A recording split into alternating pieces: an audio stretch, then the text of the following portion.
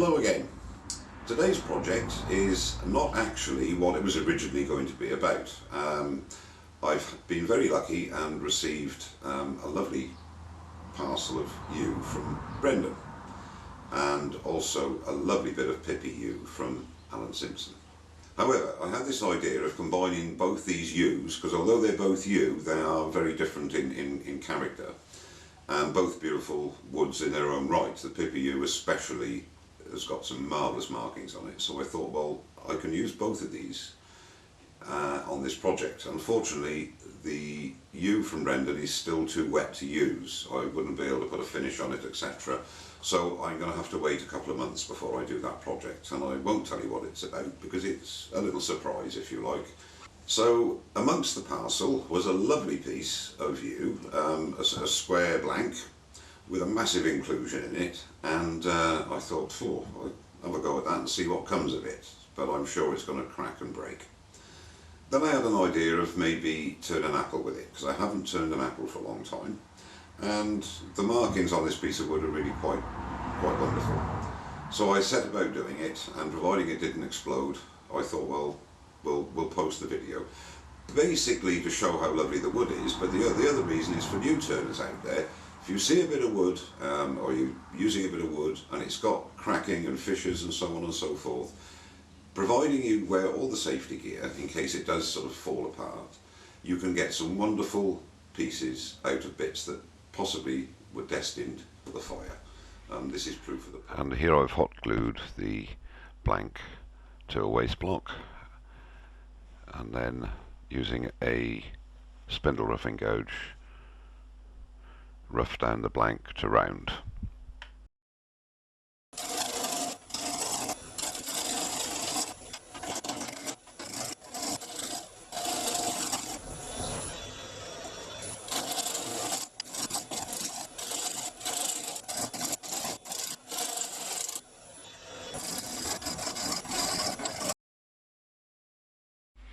Now with the blank turned to round, using a half-inch spindle gouge, start to form the shape of the apple.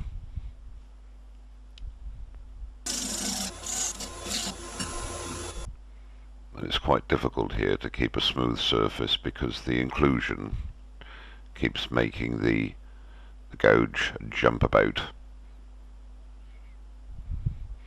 So we'll have some sanding to do when the basic shape is finished.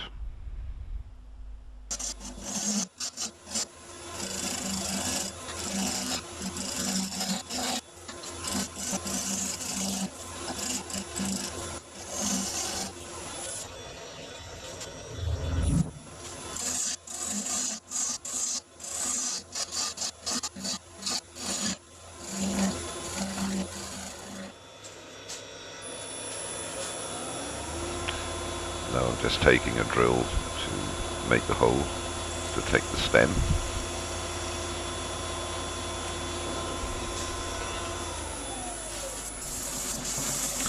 And now the sanding begins, and more sanding to get rid of the ridges that were caused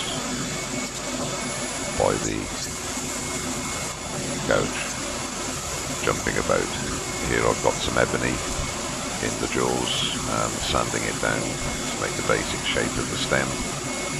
And I've put friction polish on here, which I later take off because I don't like it's too shiny.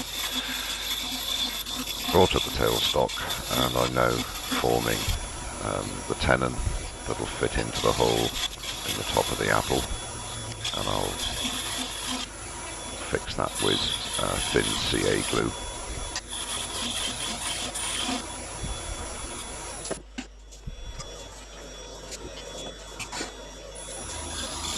Parting off with the thin parting tool now, and there's the finished piece. I actually took it over to the disc sander, make some shape on it, changing the jaws over, back to the medium gripper jaws, mark on the blank to the number 1 jaw so that it's in the same place when I took it off.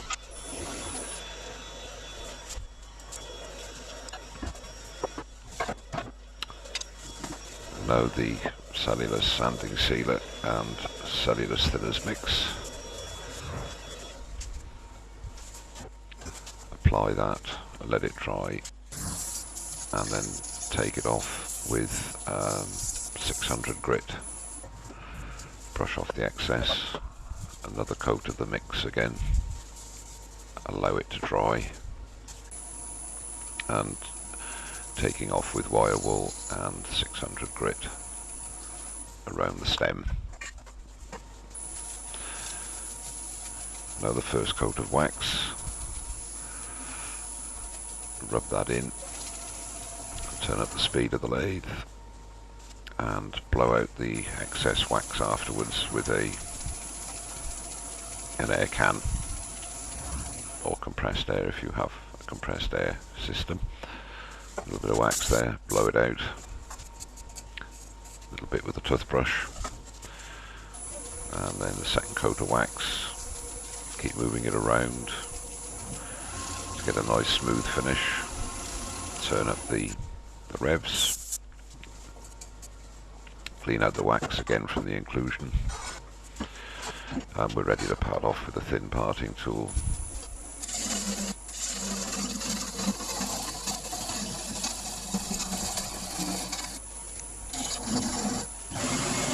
There she goes. Job done.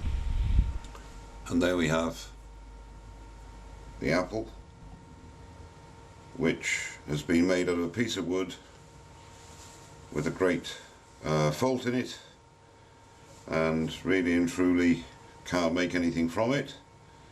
But as you can see, we've got a beautiful piece there from a bit of wood that will most probably not been used. We'll just sand that bottom bit there by hand and it'll be finished. So once again, thank you very much, Brendan, for sending me some of this yew. This is the driest piece that I could work on, unfortunately, so I'll have to wait for the rest of it to dry. But what a fabulous piece and beautiful markings. Well, thanks very much for watching, and don't forget to subscribe. Cheers now. And I think from the bit that's left on the waste block, I shall be able to make a pear as well to go with the apple.